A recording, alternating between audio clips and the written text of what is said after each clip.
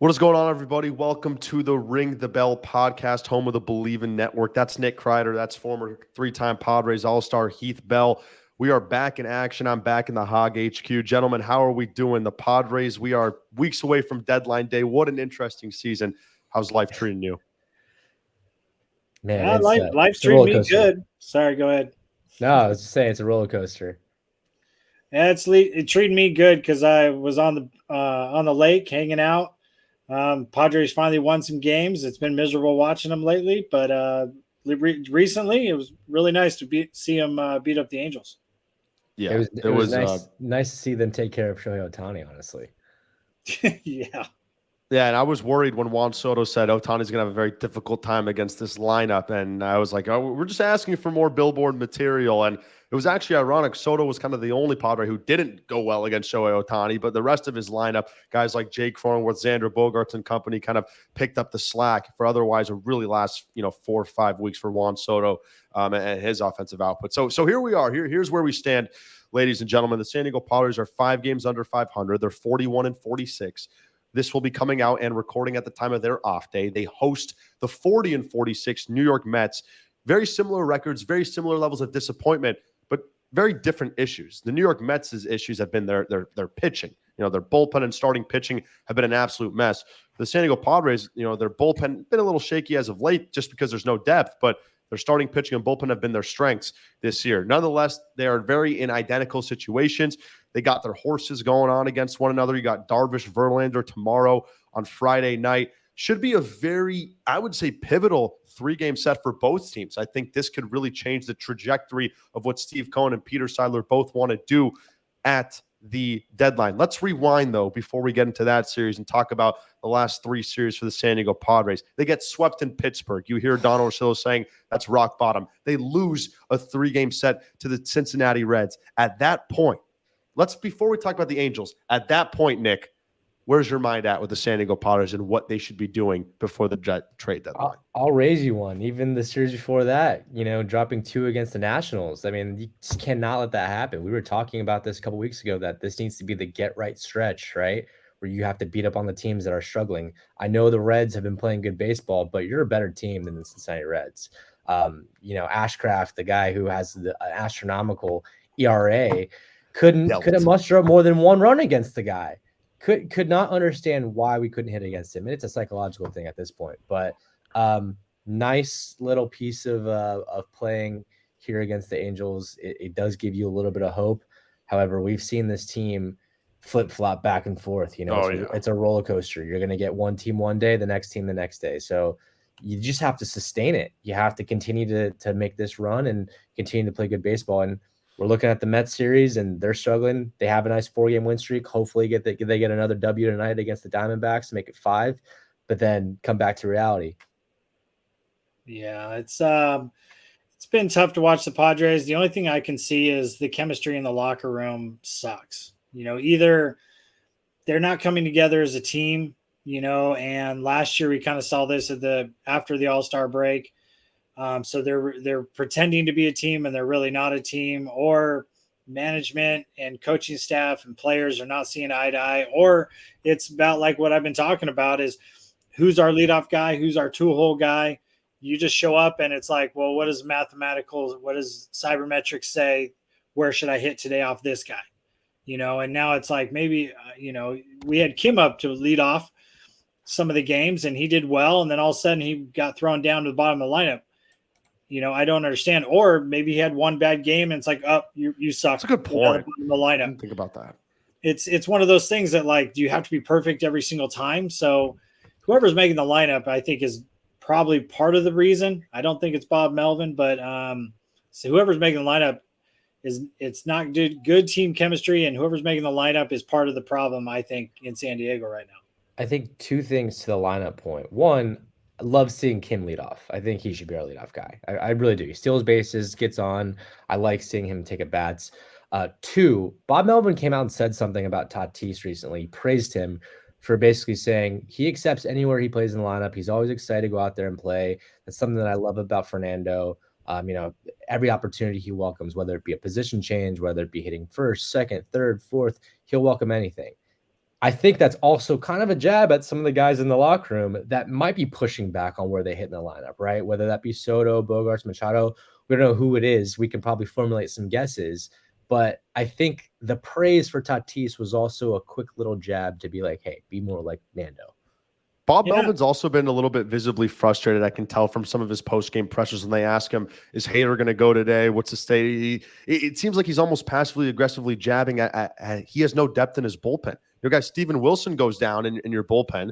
Nick Martinez has been heavily struggling, and you're really relying on him. Yeah, there's no one really that Bob Melvin has in this bullpen at this point, especially with Robert Suarez being hurt. But I mean, I think Heath made a great point on Ha-Seong Kim. This guy's been unbelievable, and I was so wrong on Ha-Seong Kim. I mean, now that looks like one of Preller's good contracts. This guy makes $7 million a year. He's a 4-WAR player already at this point. He's actually hitting the ball really well. But Heath, I want to go back to your point. I want to hear your thoughts on this. You mentioned the Padres clubhouse not being potentially great. Well, we thought the biggest glue guy would be a guy Nelson Cruz. You know, maybe he wouldn't give you a ton of production on the field. They just designated him for assignment. Thoughts on that? I feel like that's a guy who glues things together even when things are bad. And who cares? I don't care if he's not hitting. Matt Carpenter ain't hitting either. DFA him. Well, here's the thing. Nelson Cruz is hitting better than Carpenter, hitting better than Brandon Dixon. Yep. And it's cheaper. But my whole thing is like, why? You know, they per the comment like, well, we need somebody fast off the lineup, and you know, but if Conworth is not going to be your everyday first baseman, Cruz plays first. First baseman is not that hard to play. You know, you just run out, you know, and you can DH. Cruz is DH for a long period of time. He's got more power than all the other DHs. He's hitting it for a higher batting average than all the other DHs. So it's something I believe that, you know, AJ, and I'm going to say this again, I'll probably say it a million times. One, he's not doing a good job because he's all about the numbers. And you forget about the baseball aspect, the clubhouse, team chemistry. You can't mathematically equate team chemistry. And Nelson Cruz was one of those guys. And I know team wasn't playing well with him, but maybe he was trying to do something. Maybe he wasn't, you know, maybe he was getting mad at some other guys. But you can see, like, the comment about Tatis. You know, he loves being out there. He's excited to be in the lineup every. You know, if he's hitting first, second, seventh, fourth, whatever it is, you know, Bob Melvin's probably giving a jab to a lot of other people because they want to hit this, they want to hit that. And Bob Melvin's probably hands are tied because, you know, he's probably getting him a lineup every day. And, you know, it's like, this is how we face this guy. This is how we face this guy. So it's, I'm not happy with Cruz. You know, I feel like I have no idea what AJ is doing. I think he's just rolling the dice and going, well, he's a right-handed hitter. He doesn't run as fast, so I'm going to keep the other guys. The guys are lefty. They run a little faster. He replaced him with Matthew Batten, who can't hit for his life but can provide positional flexibility. I mean, come on. It's just, it's like, why is Orr still on the team? You know, he was a good spark, but he's hitting, 210. Cruz just a couple days ago had 5 hits, was 5 for 6 in San Francisco. So, like, what's the deal? You're not playing them every single day. You know, I just think they couldn't DFA Carp. They couldn't DFA Carp because he's in the first year of a 2-year, $12 million contract. I think they just couldn't do it. So he's looking at numbers. He's not looking at the chemistry. He's not looking at the team. What's going to help the team out? He's like, well, okay, he's only at a 1-year deal, so we could get rid of him. There were reports that came out, speculation, obviously, but like from people close to the team and people, on Twitter and Facebook, kind of just like, taken away with it. But that the organization, when it boils down to it, is kind of cheap. Yes, you spend a lot of money on the high premium superstars, Tatis, Machado, Soto, Bogarts, Musgrove, Darvish.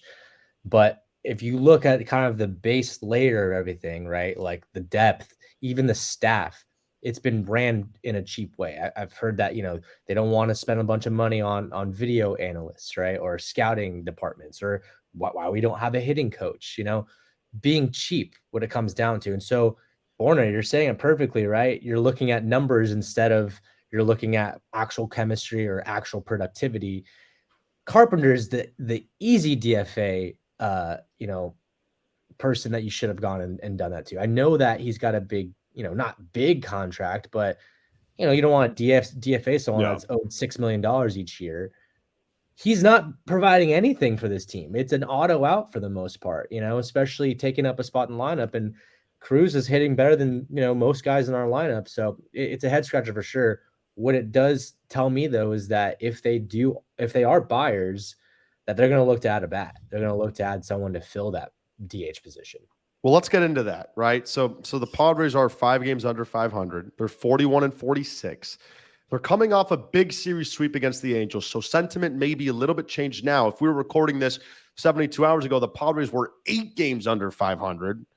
They're currently 6 games out of the last wild card spot. The Marlins don't want to lose. I still think you have to focus on yourselves. And here's the conundrum for the San Diego Padres, and I want to go here for a sec. Is you have starters, a guy in Blake Snell who's can net you a haul at the trade deadline. He's been the best starter in the big leagues over the last 2 months. Career resurgence. You have a guy in Michael. Well, he just wants to get paid. We talked about that with Heath earlier this year, and he's one of those guys. Michael Wacha is having a superb year. He has 3 more years under control. You have a club option. A guy in Seth Lugo is having a superb year. A guy in Josh Hader is having another all-star year and is probably going to want a 9-figure contract because Edwin Diaz got one. Okay? Those are just a few. Some people even argued Ha-Sung Kim. He's going to be a free agent next year, and you don't want to give him a huge deal. Soto. So with this current Padre team, do you buy, do you sell, or do you hold? Because people say just trade the big. You can't trade Machado, guys. You can't trade Cronenworth's deal. You cannot trade Bogarts' deal. All right? You're not trading Fernando. You need to retool. It's hard for me, Nick, to not consider selling. I mean, Blake Snell, we can replenish the farm with him and Hader tomorrow. So what do you do? Here's the thing. Heath, go ahead. Quick. I'm going to jump in. I think you get rid of Soto, you get rid of Snell, and you try to win this year / next year. It's not working. Soto is getting on base, but nobody's hitting the ball. So what are you going to do? You're just going to wait forever? I mean, the guy doesn't steal bases. He's got like 6 stolen bags. He's not leading the team. If he's on base that much, he should be having 10+ stolen bases, especially with this year. Everybody's stealing more. Bases are closer now because the bases are bigger. So he's not really, getting more runs for us, really. Snell, he doesn't have a winning record. Yes, he's been the best pitcher of lately, but he's going to he's going to go out to free agency. You're not going to re-sign him. So go get something for him. And then Hader, the guy to me personally, I don't think he's looking to get a free agency. He doesn't want to win this year. I mean, he wants to win, but it's the first time he played 3 days in a row, and he really doesn't pitch back-to-back days. Early in the season, I thought it was Bob Melvin, for whatever reason, but now it's coming out that Hader, doesn't want to pitch 2 days in a row, 3 days in a row, this and that. He wants to be healthy. Well, a reliever never knows when they're going to play. You go to the yard, you might play 4 days in a row, 5 days in a row, and then have 7 days off because your team just either won big or your situation didn't come up. Yeah. Don't be a prima donna down there. So I feel like even get rid of Hader. Those 3 guys, Snell, Hader, and Soto, I believe if you do it right, you could trade them, get somebody in the big leagues now, maybe not a big name, but somebody that's going to produce and hit the ball or play some good defense, and maybe get 1 or 2 prospects in the minor leagues. You have to do it right. You can't just say, well, we're going to trade these guys and we're sellers. No, we're like I said, the team chemistry is not working. So maybe we have too many guys that are free agencies that are just worried about themselves, trying to get the big contracts. Maybe we got the guys that have big contracts, put it on back burner. I don't think that's true. But I feel like the free agent guys are not about winning now. It's like, well, I'm going to produce my numbers this year and then get paid next year. Not about this year. Back in my day, you would play and it was all about, let's try to win this year. And then at the end of the year, if you had a good year and you tried to produce, then you could win and got paid. It's not like, okay, well, I only want to play in about 40 games and I don't want to pitch back-to-back days because I know my numbers are a little bit better because I'm a prima donna and I want to get the max amount for me for next year. Or how about let's just win this year and have an incredible season and have memories, having a ring on our finger and winning a championship and this and that. But I feel like we don't have that many guys in the clubhouse that want to do that. So if AJ's a good GM that everybody early in the season said, and I don't believe, but I'm still he could show me wrong. Trade some of the big pieces like Snell, like Hader, like Soto for pieces that we need this year, possibly next year, because we have a chance of winning this year and next year, even if we lose those 3 guys. Yeah, I'm with you. I mean, there's a couple of things to consider here. One is, should we? Yeah. Are we? I don't know, because of AJ. Like they're saying it right there. I don't know how good of a GM he really is, and I feel like it's an ego and pride thing at this point. I'll say it. He's not good. We're gonna make it work with what we have here, right? Like it's too much of a jab to his pride to blow it all up. Now, you got to look at it's a seller's market this year. It really is. There's too many competitive teams in baseball. You're gonna get a king's ransom for whoever. Ohtani, of course, is the big fish that everyone's going to look at. I don't think we're going to be in the mix for trading for him. We'll look to free agency if that's the case, when he gets here. But Angels are stupid not to trade him. You're not going to get anything, when he's gone in free agency. You can get a king's ransom this year.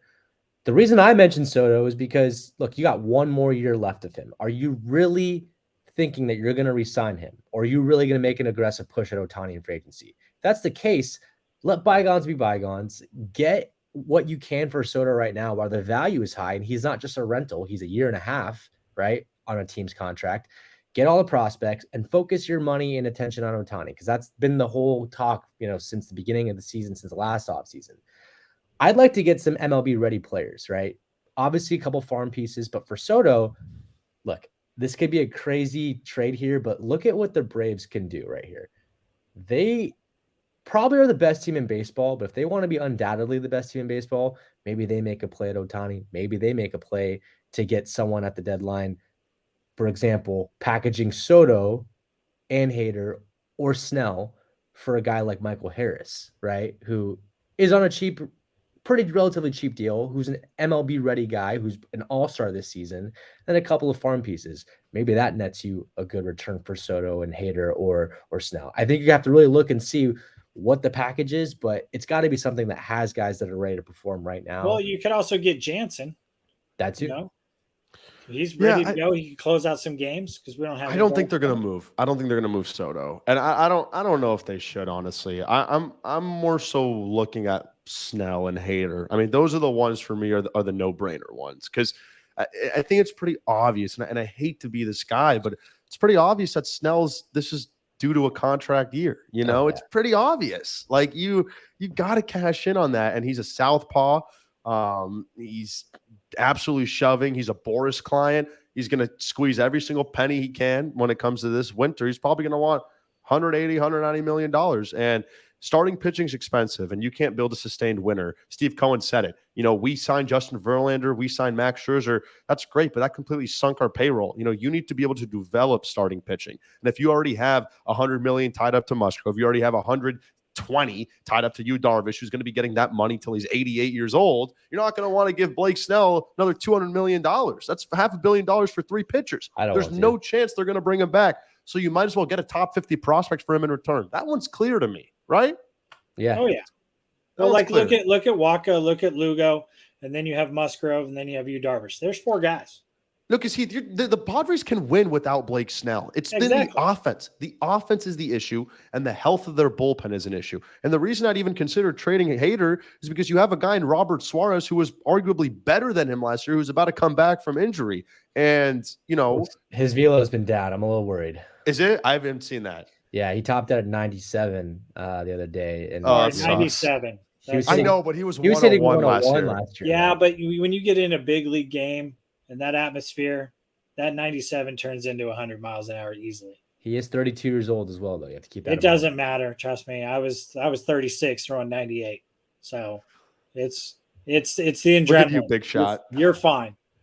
Anyways, I think this is going to be a really interesting deadline, and I think at the end of the day, it's going to be up to Peter Seidler. I'm really curious to know what the dynamic is like right now between Seidler and Preller, because Seidler continues to go publicly and say, Preller has my full support. We don't want to make any changes. We like structure. We like consistency. But when push comes to shove, and Heath, I want to hear your take on this. All we've done is praise Peter Seidler for his exuberant spending. but it's time that he needs to receive some criticism if this team continues to underachieve and he doesn't get rid of this guy. They have not won 90 games in 10 years with AJ Preller. Peter Seiler needs to get some of that blame if he doesn't make any moves with upper management. I think Peter Seiler right now is trying to say, hey, AJ, you got my full support, but basically read between the lines, and it's, he'll say, you got my full support, but if it doesn't work out, you're fired at the end of the year. Like, I got your back this year. I'm not going to do anything mid-season. I'll support you, whatever you do. I'll believe in you. But if it doesn't work out, you're gone. Because first time he came here, he went out, got rid of our farm system, and got a bunch of older guys. It was at the end of my career. Everybody was excited when Matt Kemp get here and Kimbrel and everything didn't work. Then we traded everybody away, and we signed Shields at the time. Yes, we got Tatis for him, but nobody knew Tatis was going to be Tatis. And then we went with young guys, and we had a bunch of young starters. They're not even in the big leagues right now. They all suck. But he was like, oh, these guys are so good. And he said, our farm system is great. And I'm saying, great. Who wins with the best farm system every year? Nobody. Right. And then he goes out and gets Machado. That was a big key. And then goes out, and gets Soto, Hosmer. But then it was one of those things, as in Tatis, his big piece, did steroids. So maybe that, Tatis is a very good player, but he's snubbed for the All-Star game this year because of steroids. He's going to have to do it again next year. But it's one of those things that maybe the character that the guys that he's getting aren't the greatest players, great chemistry in the clubhouse. So now I'm going to spend all this money. I'm going to re-sign Machado. I'm going to go get Soto. I'm Tatis, Cronenworth, give all these guys extra, big money, this and that. Seidler back there is that like other teams wouldn't do. Let's add that. I mean, I think the worst signing that we're going to come to talk about in years to come is Bogarts. I mean, we offered him $100 million than what any other team was offering him. Well, that's another reason. Like, we had a shortstop. Yes, he was in steroids and all that, but we went out and overspent for a guy, but for a position we already had.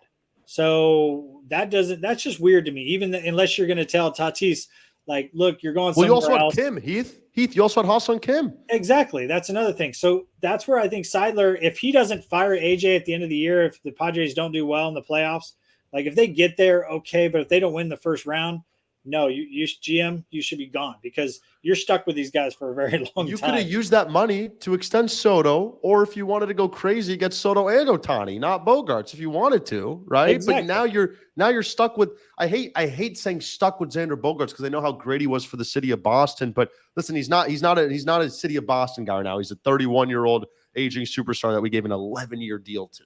I think, the thing is, I think he's going to be fine over long term. I don't think he's going to be a great contract, but I think he'll be a fine contract. I think X will be just fine over the long period of time. It's contagious when nobody's hitting, and it's also contagious when everybody starts hitting.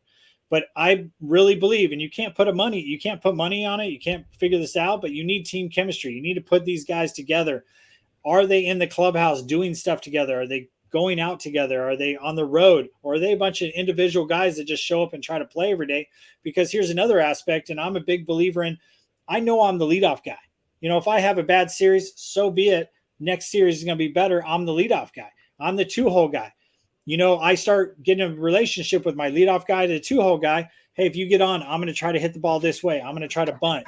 Hey, I'm going to steal on the second pitch. The third hole guy.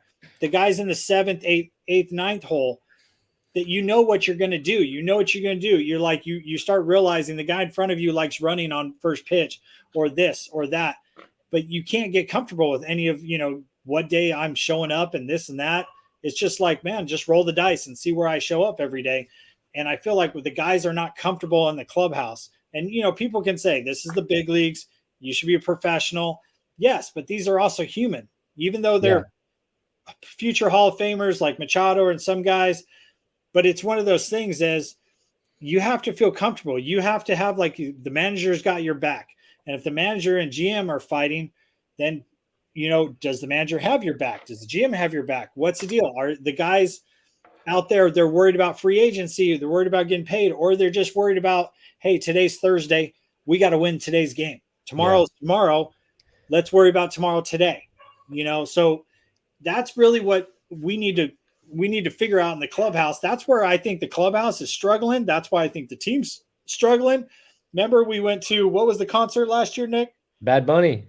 Bad Bunny. We need another Bad Bunny incident with our guys to go to a concert together, go somewhere, to hang out, and I guarantee this team will start playing well again because we need to come together.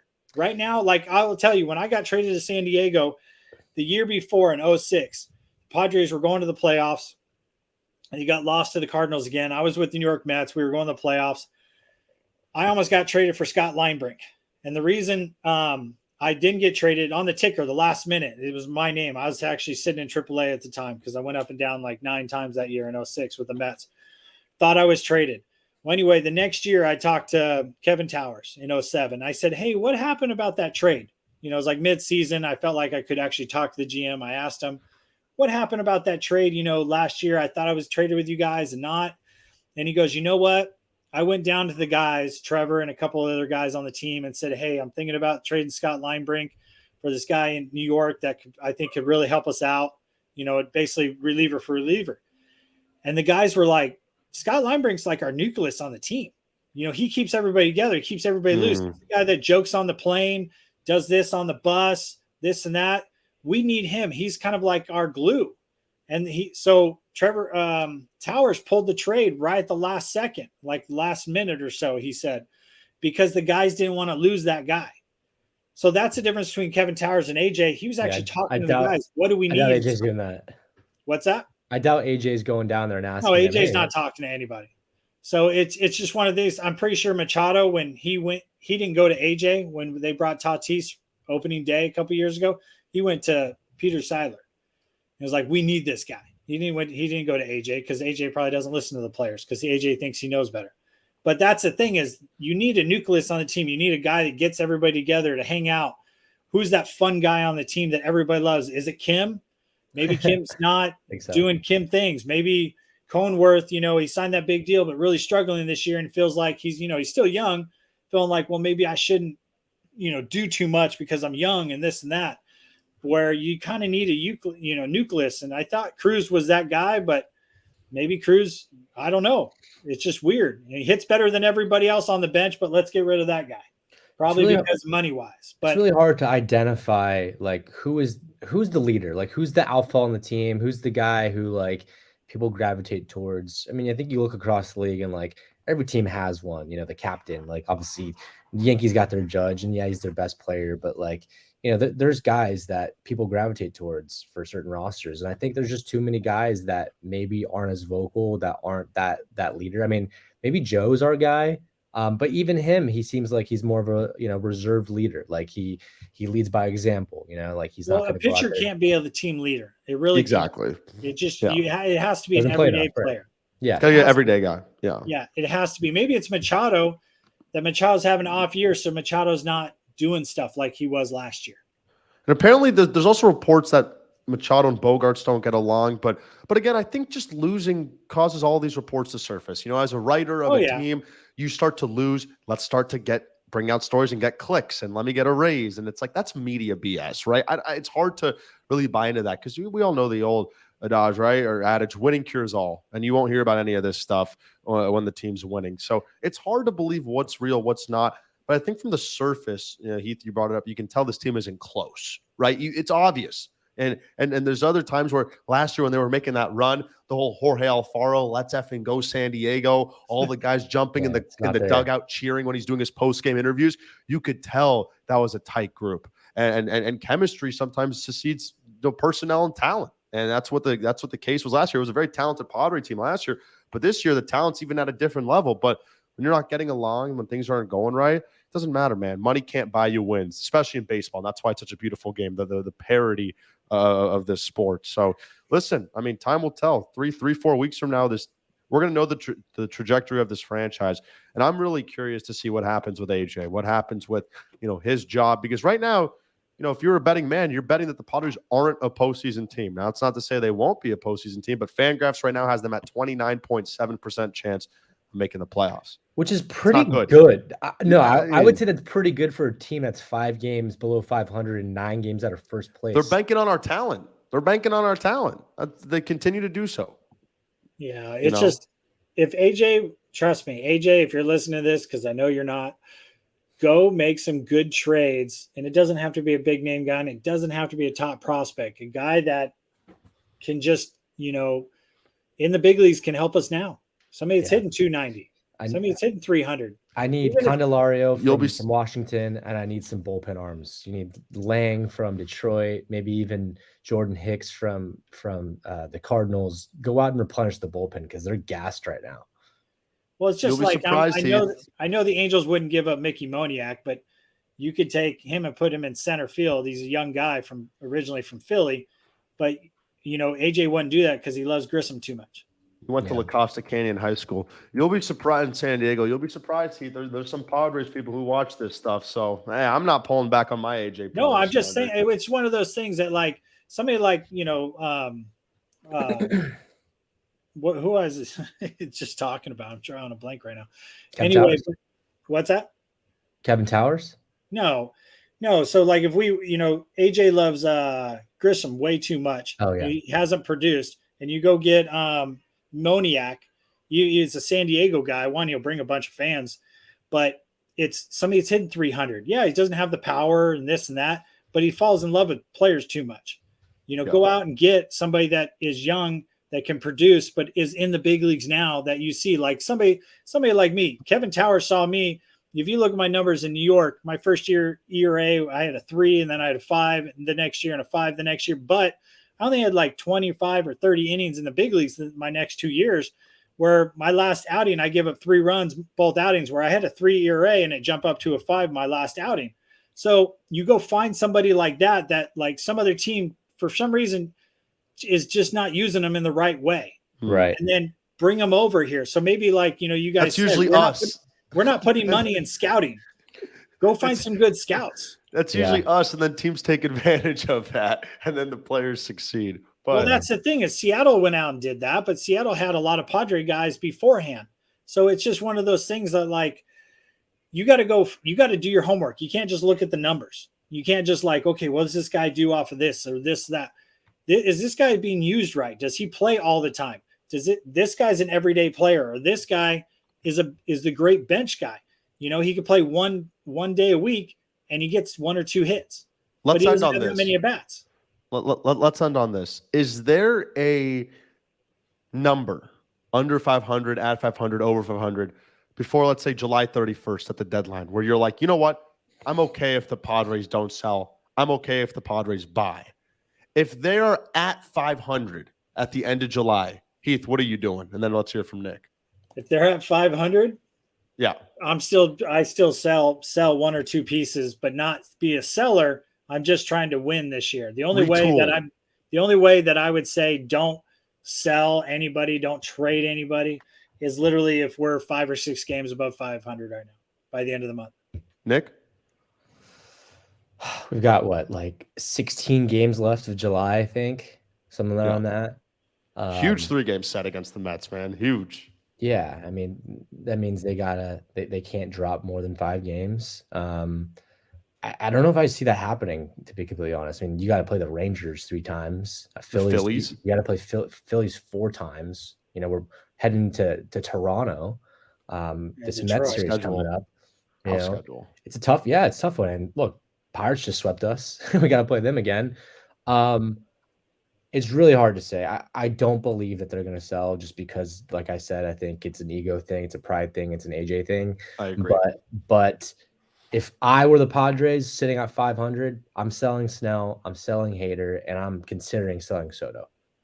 I agree. I'm selling Snell, I'm selling Hader, and I'm only trading Soto if I get a Godfather offer that I'm okay with. I'd rather have Ohtani. I'd rather have Ohtani. Oh, he's the best player in baseball, and it's not close right now. This guy is nuts. Yeah. Well, he's gonna hit 50 bombs, and he might hit 60 bombs.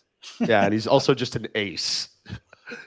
He might hit 60 home runs and strike out over 200 players. He's going to come to San Diego and hit 18 bombs and have a 7.85 ERA. No, it's not possible.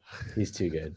Hey, really quick, what would you guys do a trade? Would you trade Mickey Moniak, Ohtani for Hader, Snell, and Soto?